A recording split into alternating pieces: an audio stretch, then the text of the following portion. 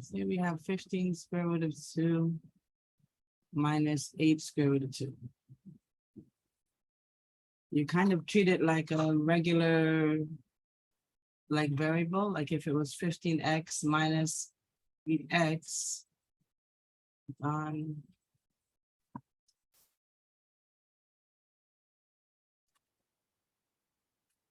you treat it like it was the same variable because it is. It has the same last part, the same thing that you can take out in common.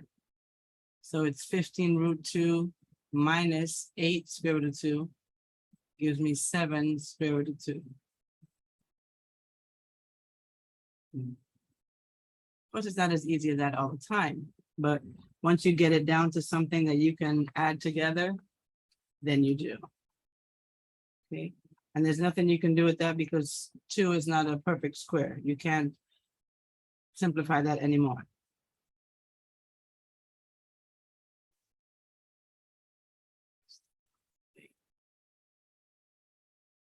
Okay, no problem.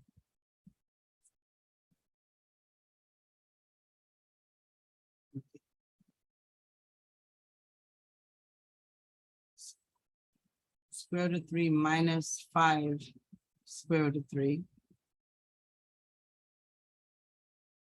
Same thing again, I'm treating this like a variable. Okay, good. All right, good. Okay, I'll send you the stuff. Just if you can, just Angel, if you can't see whatever, well, you don't know what you can't see, but you let me know what the last thing is you can see. And then I will send you what you're missing. Okay. Heather, try to turn up your, or maybe you're not on mute. Just turn on your volume up because I'm already on max volume. I'm seeing everything. Okay, I'll send you back everything. I send you back everything. Okay. So 3 minus 5. This is like an invisible 1 here, right? Because I have only one of it. I have 1 square root of 3 minus 5 square roots of 3. So that's going to leave me with 1. It's outside minus outside. And the inside has to be the same. 1 minus 5. So that's minus 4 square root of 3.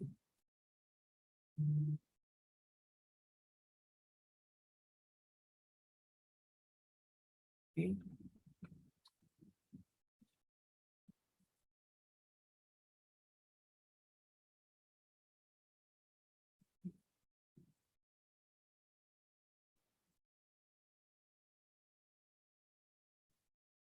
Square root of 12 plus 5 square root of 3. In this case, you have different radicands, different numbers under the square root sign. You have to have them the same before you can add or subtract, because I'm not multiplying. So they need to be the same before you can add or subtract. So I'm going to reduce or simplify the square root of 12. And I try to do that with using a number that's a perfect square. So I can do 6 times 2 to give me 12. Or I can do 4 times 3 to give me 12.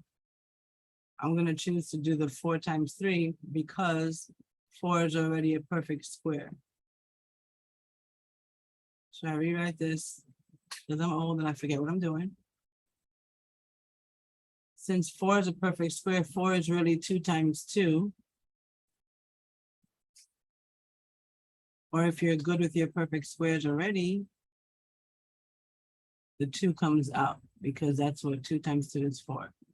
And I have 2 root 3 plus 5 root 3. And now I have the same exact radicand, and I can add the outside numbers. So 2 square root of 3 plus 5 square root of 3, 7, and then the square root of 3.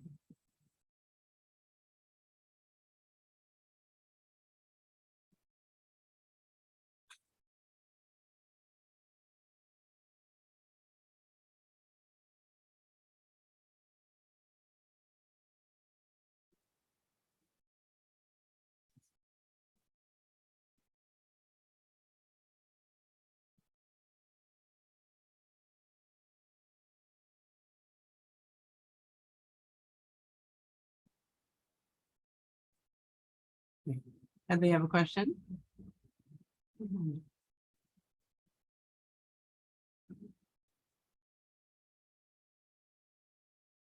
Okay, so 5 root 18 minus 3 root 32.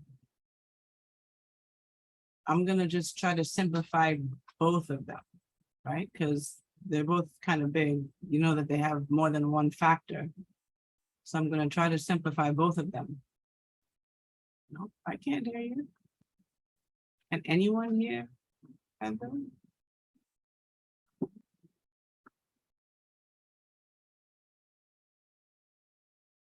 Oh. Maybe log back in and log out and log back in, because I can't hear you.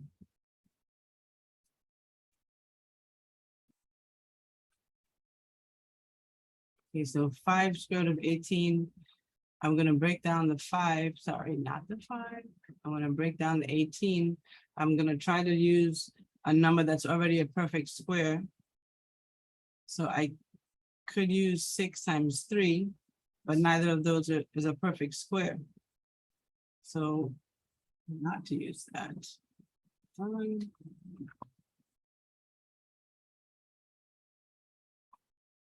So I'm gonna try to use 9 times 2. So the 5 is still on the outside, and 9 times 2, because that's still 18.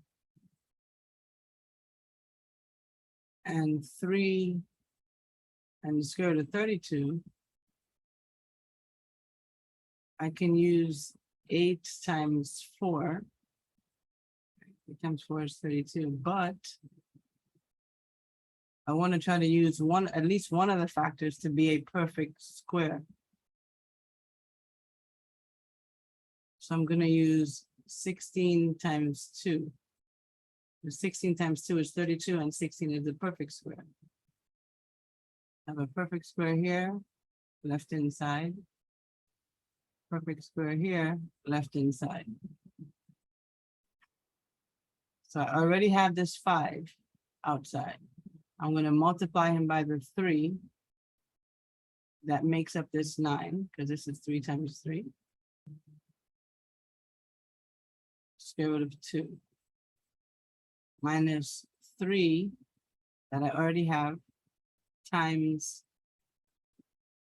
4, because that's what the square root of 16 is.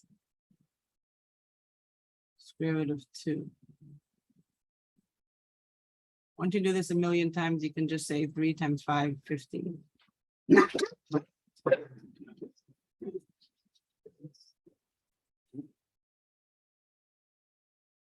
And 12 square root of 2. So 15 square root of 2 minus 12 square root of 2 is 3, because I'm just doing the outside minus the outside. Square root of 2.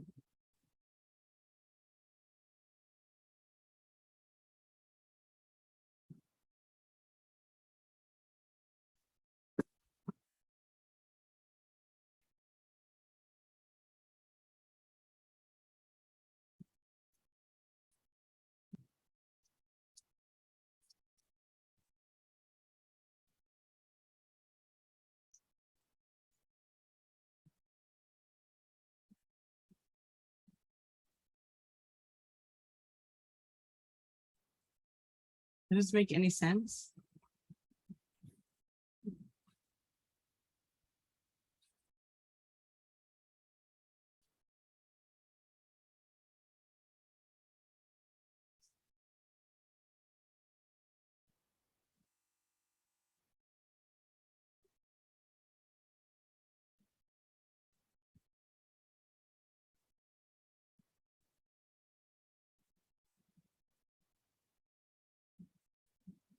Okay, so the thing about square roots is that it's not considered proper, or it's not considered simplified or right to have a square root on the bottom. So I'm going to treat these as fractions. This is already a fraction, 1 over square root of 7. I'm going to make this one a fraction. And what I would do for fractions is I would find one common denominator, but I don't want to keep working with this one. I don't want to keep working with the square root of 7. So I'm going to do something to bring this 7 out. Since he's the problem, I'm going to multiply him by himself over himself. Just this one, because he's the problem. This is called rationalizing.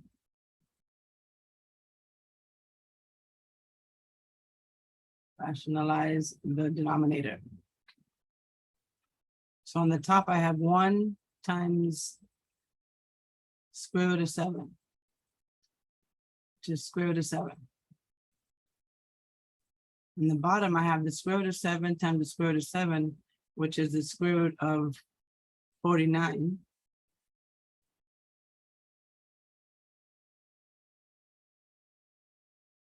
So I have the square root of 7, and on the bottom, I have like a free 7. He came out because 7 times 7 gives me that 49. It's a perfect square. So instead of 1 over square root of 7, I have this. Now I can do the square root of 7 over 1 minus the square root of 7 over 7.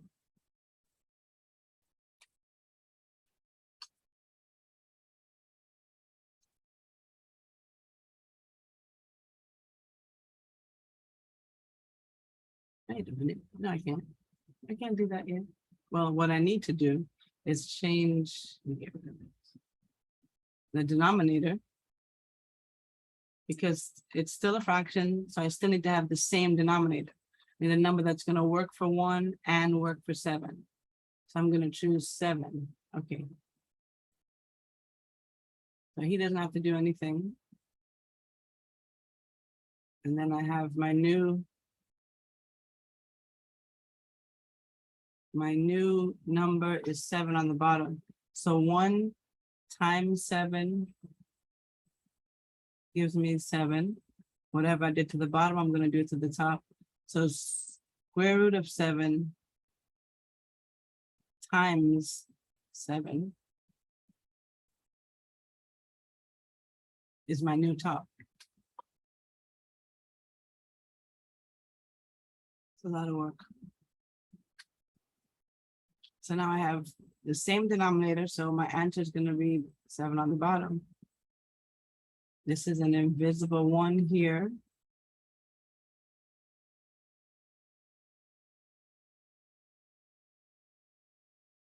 So 7 square root of 7 minus square root of 7 will give me 6 square root of 7 over 7. And I think this looks better.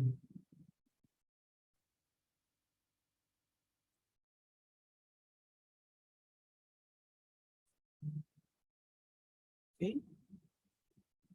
Rationalizing. You're going to be sick of doing these because you have to do them every time you have a square root on the bottom. That's how you get rid of it.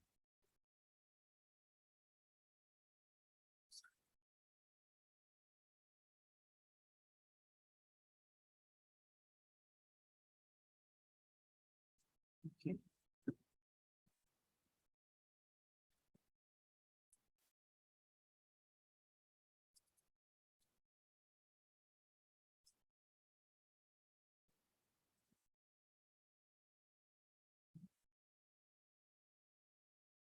Eight over square root of 5. We don't want to do anything to it. We just want to fix it. We just want to rationalize it. So we need to practice doing that.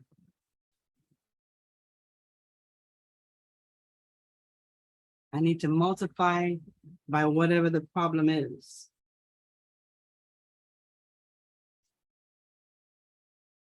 Okay, whatever the problem is, I need to multiply by that. So say my problem is square root of 5. I'm going to multiply by square root of 5 over the square root of 5, because this is just 1 and it doesn't change the value any. And now I can do 8 times square root of 5. And on the bottom, I have square root of 5 times square root of 5, which is the square root of 25. Which is just 5.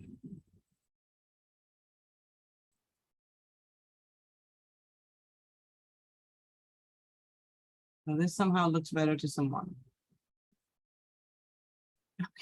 Okay. Well, maybe you can see the video after, because Zoom will keep the video and you can look at it like in about 2 hours. It takes about 2 hours to download, and hopefully you can see it.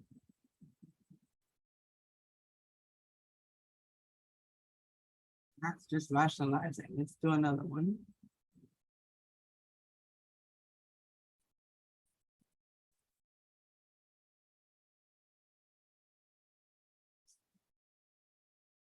And you know, you need to rationalize when you have a square root on the bottom. So I multiply by what the problem is. Square root of 8 over square root of 8. And I just multiply across. 1 times square root of 8 is 1 square root of 8, but I'll just write the square root of 8. Square root of 8 times square root of 8 is the square root of 64, which is just 8, right? Let me see. I can do 8 times 8 here. And for the 8 on top, I can do 2 times 2 times 2.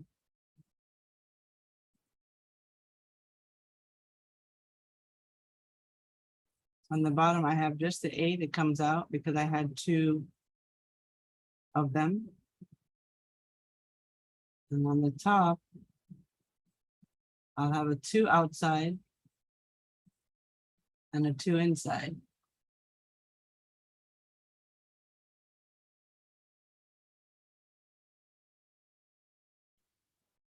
And since this 2 outside and this 8 outside, they are compatible. I can do 2 divided into 2 and 8 divided into 2. I get 1 square root of 2, but we're going to erase that 1 because it looks weird. And then 8 divided by 2 is 4.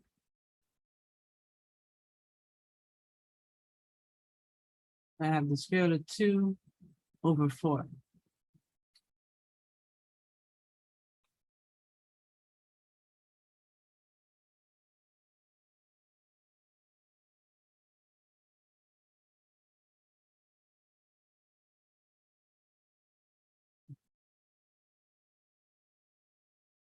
I'm going to try another one to rationalize, because it kind of doesn't make any real sense because they're irrational numbers in the first place.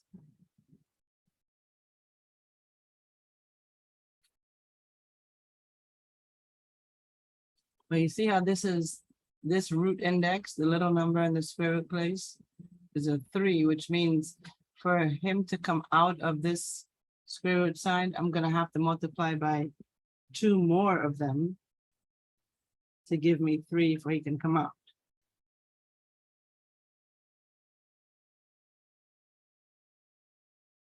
I'm going to multiply by another cube root of x over the cube root of x.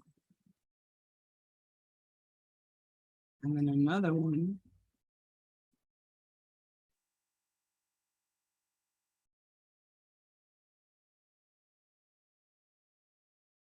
So that I have 1, 2, 3 of them.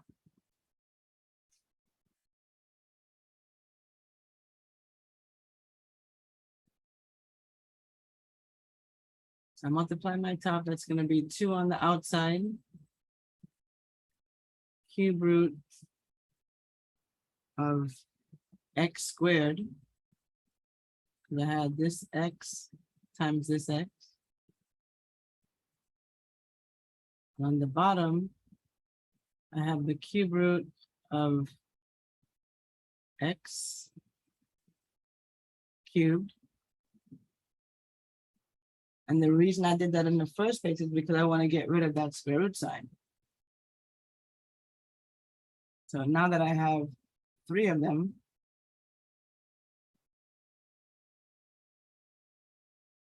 he's free to roam about the cat. He can get out of there. And on the top, I still have 2 cube root of x squared.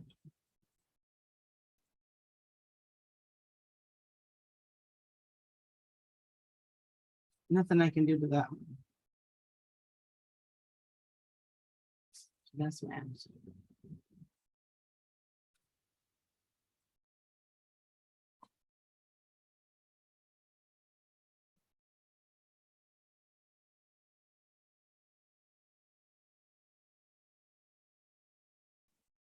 Another rationalize, I want to just get you in the habit of looking for the strip bottom. That's the problem.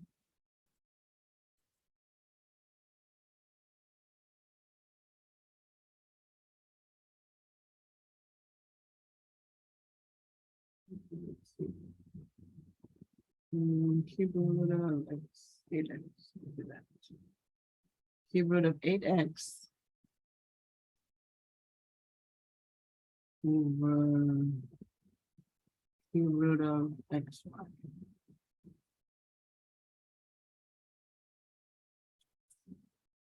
Okay, so I have, on the bottom, I have my cube root. I need 2 more. Need 2 more xy's to come out. So I'm going to multiply by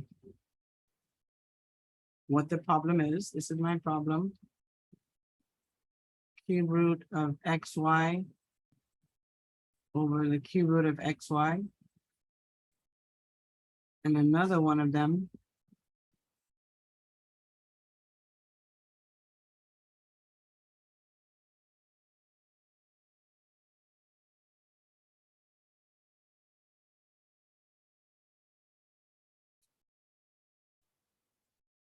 so on the top, I have the cube root of 8x times an xy times xy. On the bottom, I have the cube root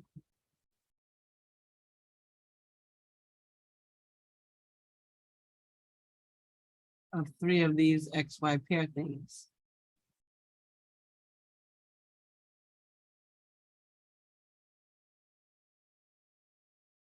So since I have 3 here, it tells me how many I need before he can come out.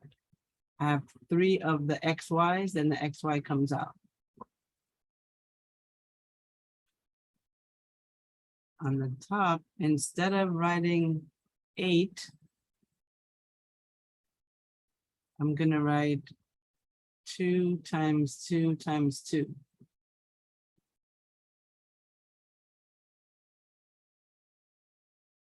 So now I have 3 of the x's, and x can come out. I have 1 second.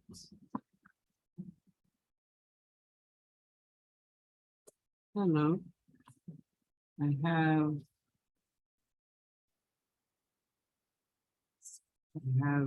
3 2's.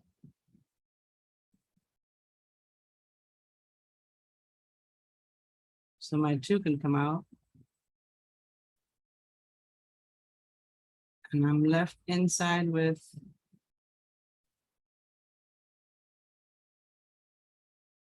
y, and this is a cube root, so I still have to write that little 3 of y squared. Am I finished? Is there anything? Oh, no, I can do this. I can have a small cancel party and cancel both of the x's that are outside.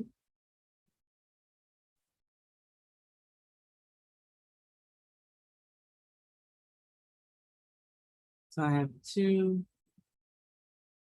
cube root y squared over y.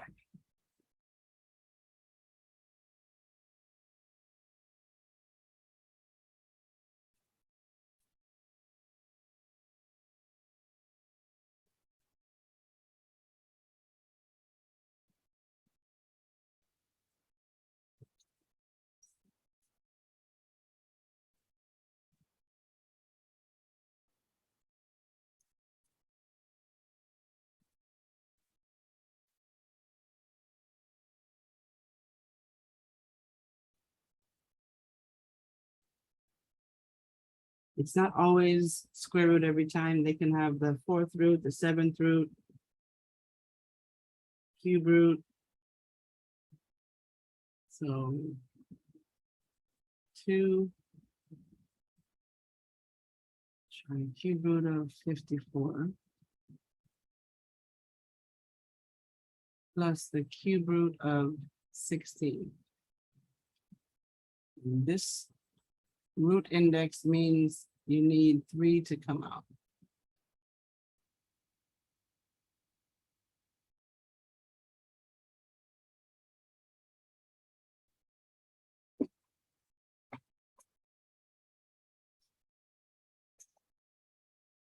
So here you have, and this is where knowing your cube roots helps. So I'm going to try to break this 54 down into a perfect cube instead of a perfect square. A perfect cubes, let me write them someplace here. The cubes. 1 times 1 times 1, 2 times 2 times 2, 3 times 3 times 3, 4 times 4 times 4, 5 times 5 times 5, and that's too much for me to remember, so I'll just write this. So 2 is the cube root of, instead of 54, I'll write 27 times 2, knowing that the cube root is the 27. And for 16, I can write 8 times 2, because 8 is the perfect cube.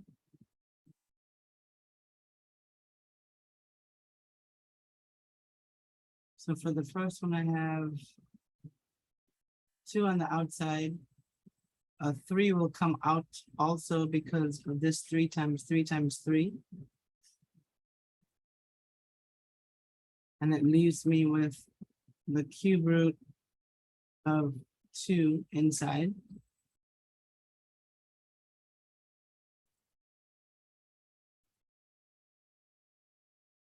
Now 2 is going to come out because I have 2 times 2 times 2 is my perfect cube 8. So the 2 comes out and leaves me with the cube root of 2 inside.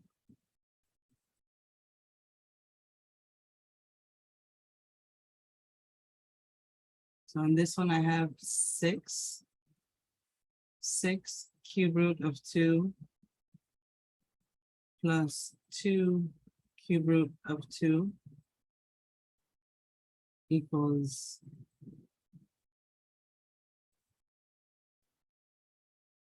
8 cube root of 2.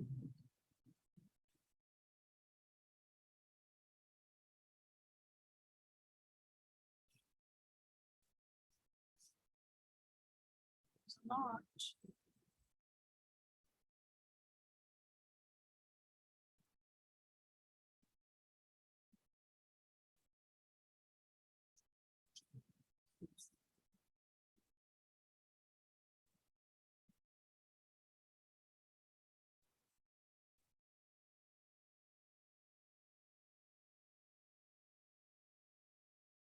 Just in case we need to use them again. The cube root of 27x minus 8 cube root of x.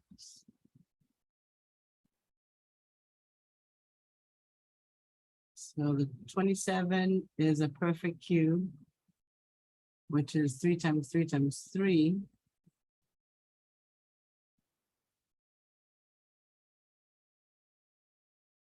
So my 3 will come out of the radical sign, leaves me with an x inside, cube root of x,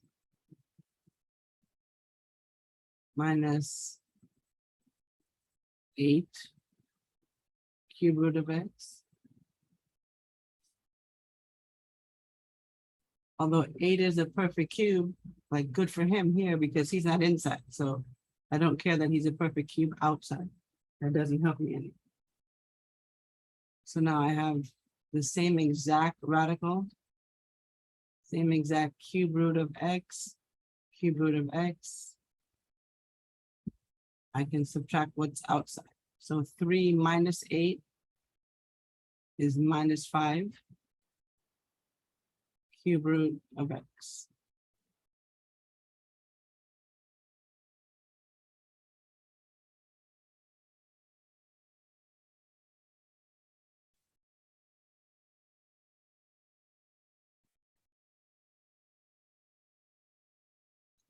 No.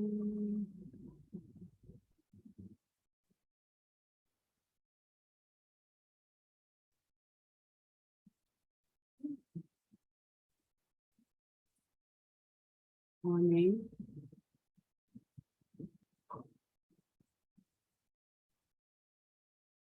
Okay, so I can have a lot of stuff under the radical. You can have whatever I want under there.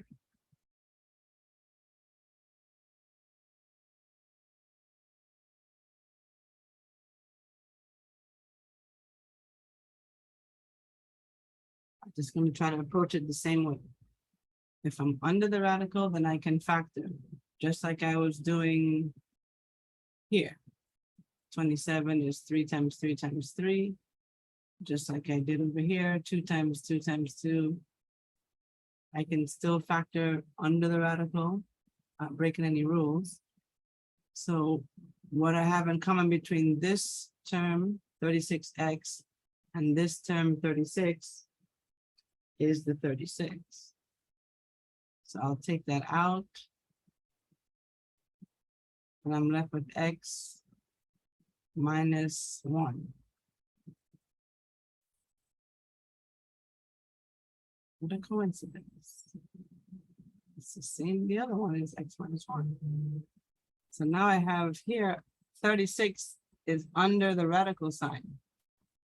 So 36 is really 6 times 6 times x minus 1.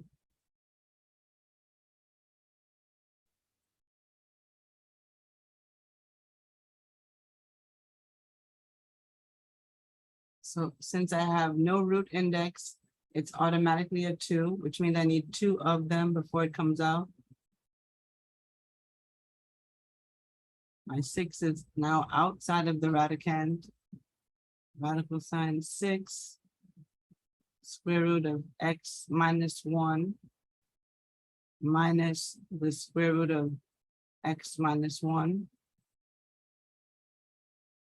leaves me with 5 times the square root of x minus 1.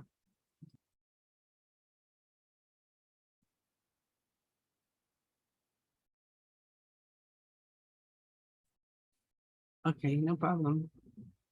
It's weird how this one seems kind of easy when I had more stuff under there.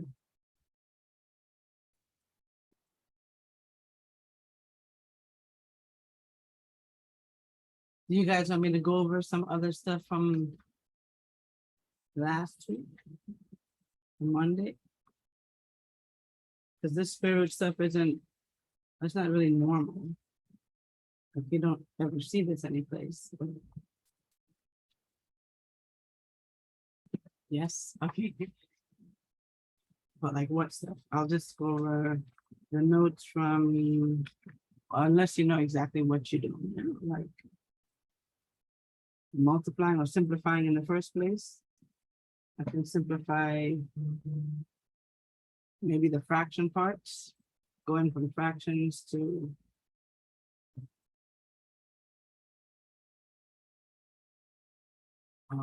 yeah, because those are really weird.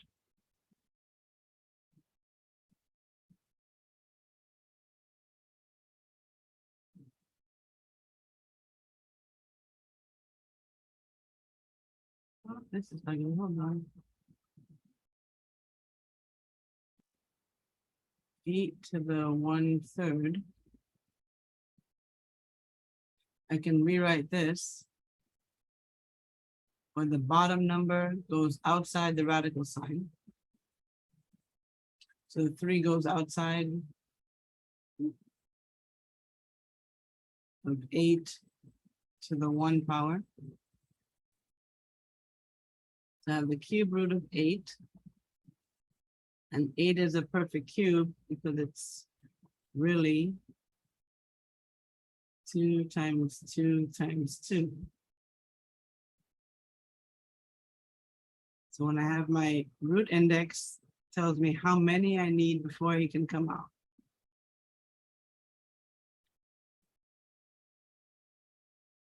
So 8 to the 1/3 power is just a ridiculous way of writing the number 2.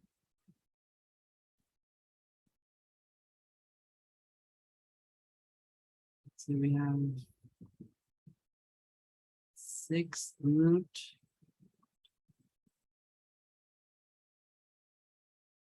The 6th root of 27. I can rewrite 27 as 3 times 3 times 3 because it's a perfect cube. So I'll leave my 6th root. 3 times 3 times 3. And this part is like where we're just going back from fraction exponent to square root cube root. So I can write 3 times 3 times 3 as 3 to the 3rd.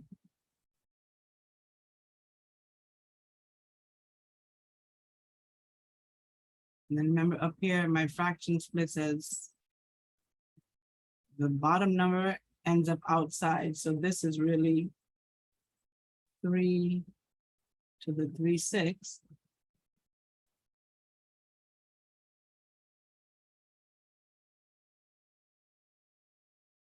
And then I reduce my fraction. 3 over 6 is 1/2. So 3 to the 1/2. And the bottom number ends up going outside of the square root sign. So the square root of 3 to the 1 power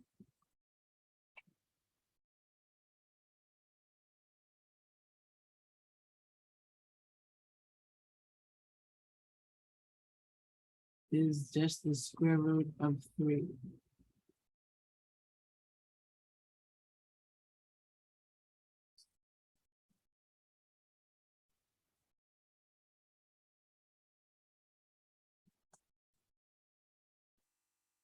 About 8, the 8th root of x. Let's try x to the 4. I can rewrite this fraction, this exponent as a fractional exponent. X to the bottom goes outside. So 8 would be on the bottom.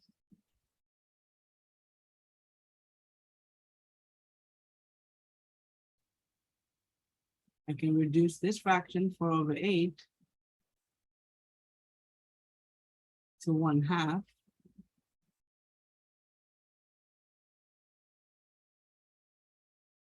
Anything to the half is just the square root of that base because the bottom number goes outside.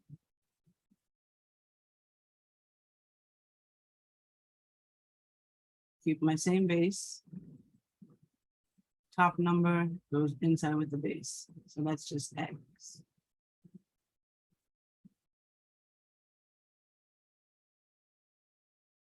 And you don't need to write the 2 because it's already, that's like the staple. It's always a 2 unless you say otherwise.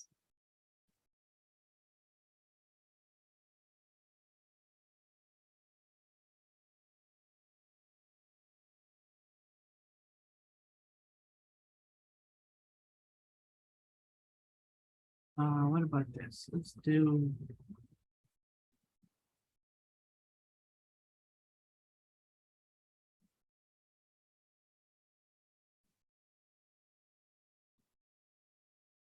this craziness. I would factor it. Right? I'll try to factor like a long time ago when we factored like this.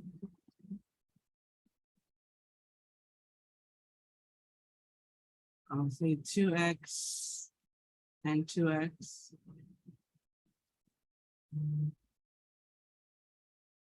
The second sign is positive. That means I have the same sign, not necessarily both positive, but the same sign. And then I look at my first sign. And now I say, okay, I do need both of them to be positive. That's the only way I'm going to end up with a positive number.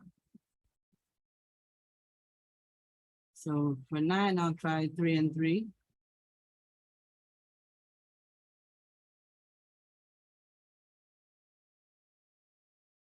And both positive, we said. I'm going to check my middles. Because that stuff still has to happen. It still has to work for, it works for the 4x squared. It works for 3 times 3 is 9. It has to work for the 12x. 6 and 3. Try 6 and 3. All right. 6 and 3. Wait a minute. 6 times 3 is not 9. Hey. No, not going to try 6 and 3 because 6 times 3 is not 9. I need these two to multiply to give me 9, but add up to give me 12. So I'm going to check my middle. 3 times 2x is 6x. And 2x times 3 is also 6x. Okay, that adds up to 12x. That means that this is the factor.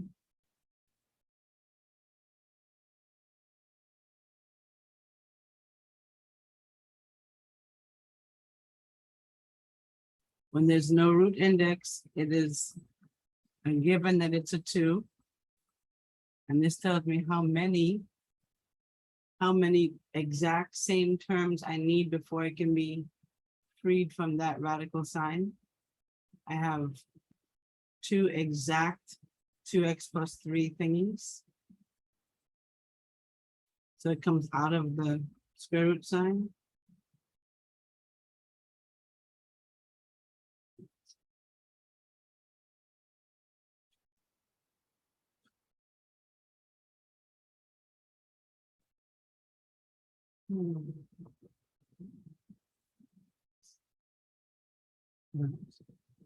I don't have a lot. This is all I have for today is the adding and subtracting of radicals, but it's a lot to look at. So if you miss anything, if you've been doing the homework and you have questions, you can feel free to ask me. Or I always say this, text me. Not a lot of people text me though. Maybe 2 or 3 of you that really do text. Oh, what about that midterm? If you didn't take the midterm, I really need you to take it this weekend. So if you didn't take the midterm and you know you didn't take it, you can send me a direct message and I'll open it again for you and talk to Dr. Torres. Because it may be damn near impossible to pass if you did everything, but you just didn't take the midterm. You don't want that on your record. So if you didn't take it, and I know who you are, I'll find you and message you again if you don't message me first. Yeah, because I only have to give you a certain amount of time.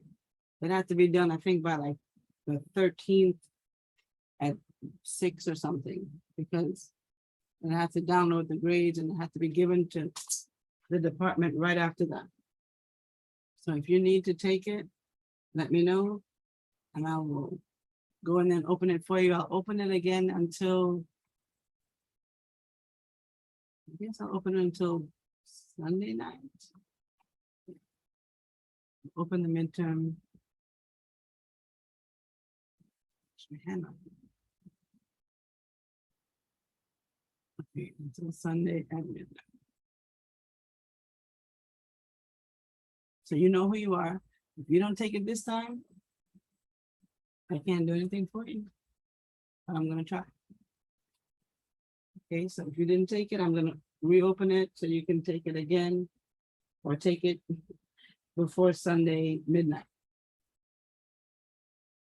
Okay, if you guys have any questions, always take a picture and text it to me. There is homework. It will be sent to you by Remind today and it's already on WebAssign.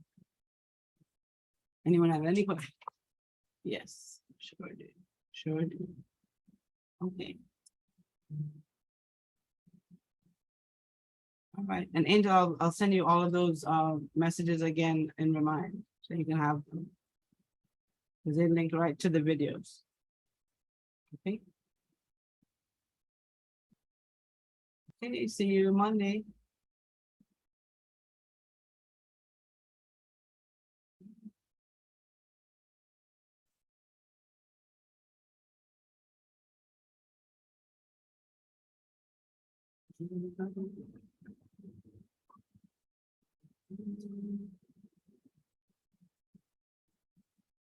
We can try going in the attendance, that's all. Okay. All right, see you guys Monday.